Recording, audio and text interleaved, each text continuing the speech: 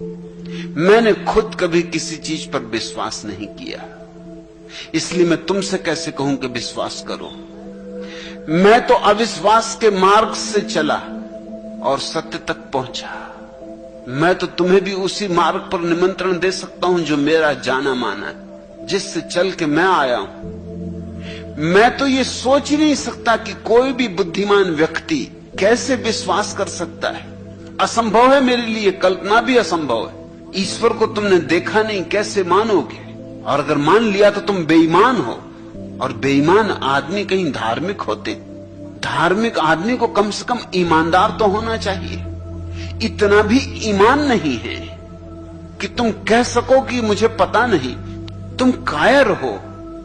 लोग कहते हैं कि मानो, और ऐसे लोग जिनके हाथ में ताकत है, तुम ताकत के सामने झुकते हो। तुम सोचते हो तुम आस्तिक हो। तुम आस्तिक नहीं हो। तुम्हारे माँ बाप आस्तिक थे, उन्होंने तुम पे आस्तिकता थोप दी।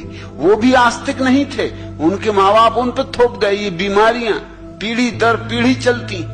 पंडित, पुरोहित, अध्यापक, राजनेता, वो सब आस्तिक है, मगर वो भी आस्तिक नहीं, उन पे भी थोपा गया है। इन सब के बीच ईमानदार आदमी पहला काम तो ये करेगा कि वो इस कूड़े कचरे को हटा के रख देगा।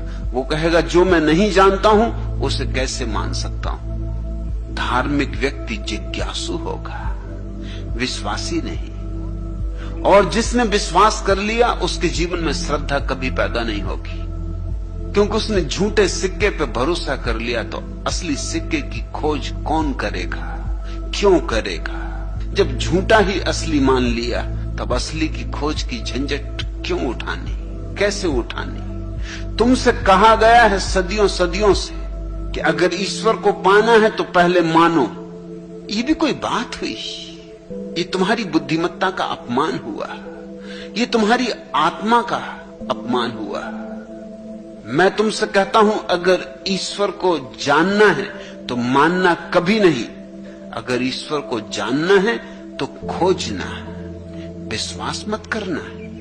मैं एक वैज्ञानिक धर्म की नींव रख रहा हूं। यहां तो पूछो, जी भर के पूछो। पूछोगे तो उसका अर्थ हुआ तुम खोज रहे हो।